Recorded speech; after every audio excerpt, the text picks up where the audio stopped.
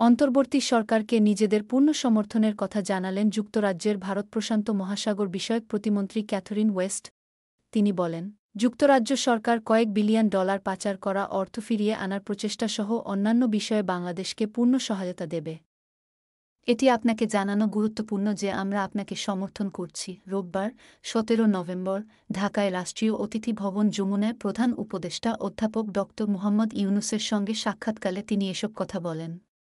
প্রধান উপদেষ্টার press wing এ তথ্য যা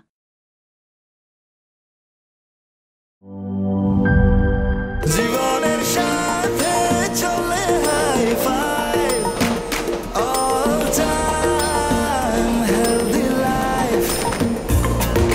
জার্নিতে স্বাস্থ্যকর all time family cake, all time healthy life.